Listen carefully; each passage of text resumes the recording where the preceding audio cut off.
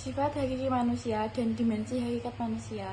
Kelompok 2, kelas 1C yang beranggotakan 1. Rifat Aryadila dengan NIM 2452000103, 2. Widya Dewi Murti dengan NIM 2452000108, 3. Sabita Seki Paknoma dengan NIM 2452000113, 4. Dinda Ratu Priwadaya dengan NIM 2452000128, 5. Muna Maimuna dengan NIM 2452000135, dan 6. Meisya Nirmalasari dengan NIM 2452000136.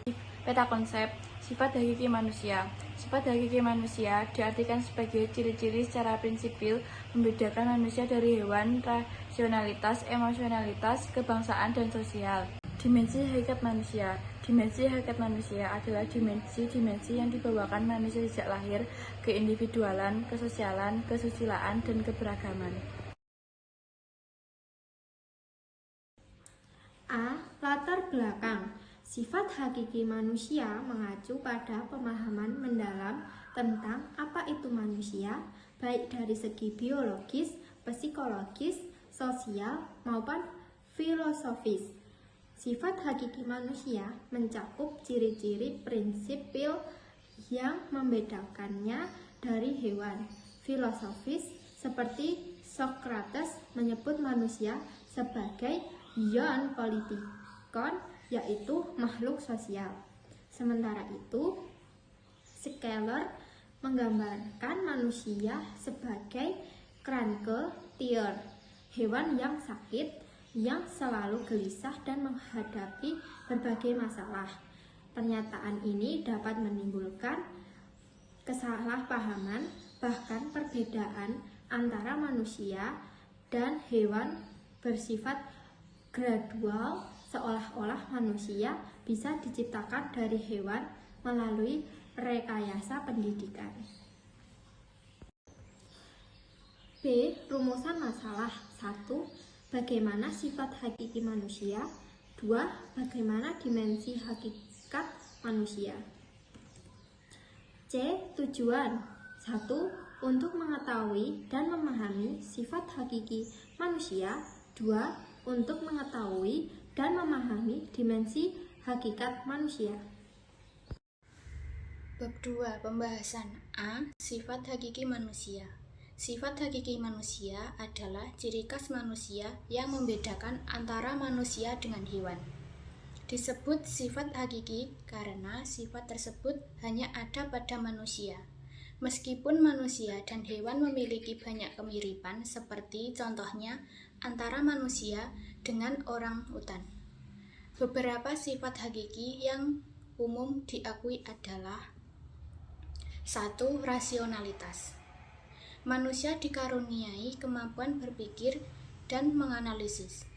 Kemampuan ini memungkinkan manusia untuk mengambil keputusan yang logis dan mempertimbangkan berbagai aspek sebelum bertindak.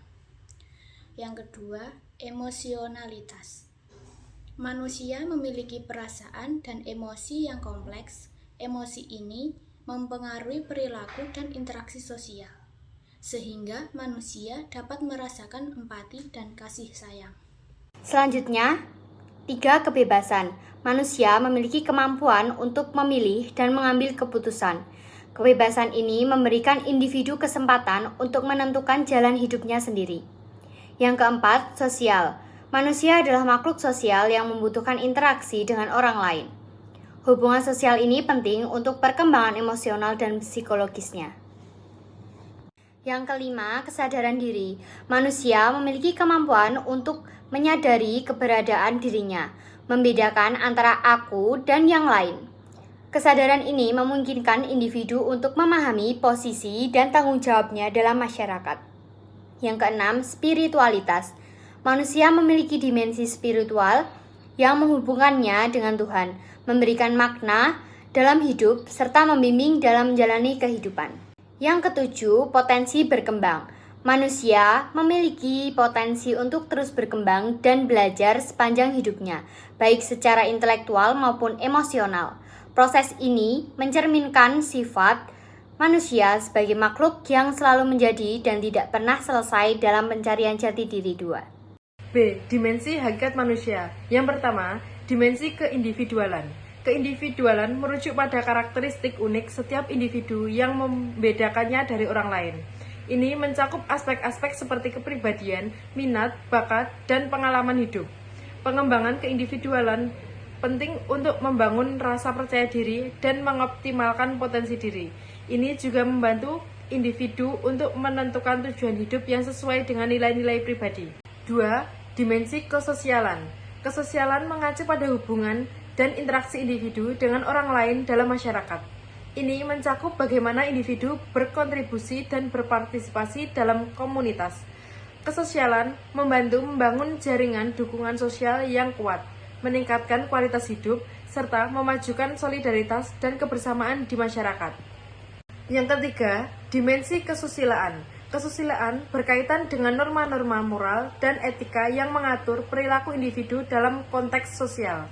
Ini mencakup nilai-nilai baik dan buruk serta tanggung jawab moral.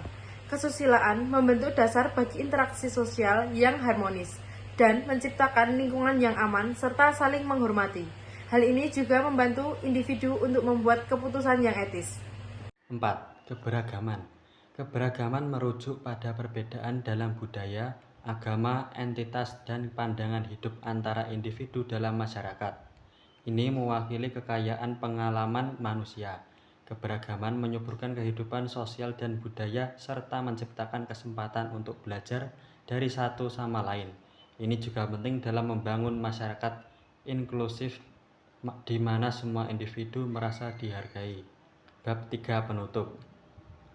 Kesimpulan dari presentasi hari ini adalah sifat hakiki manusia merupakan sifat karakteristik yang hanya dimiliki oleh manusia yang membedakan manusia dengan hewan, seperti emosionalitas, rasionalitas, kebebasan, dan sosial.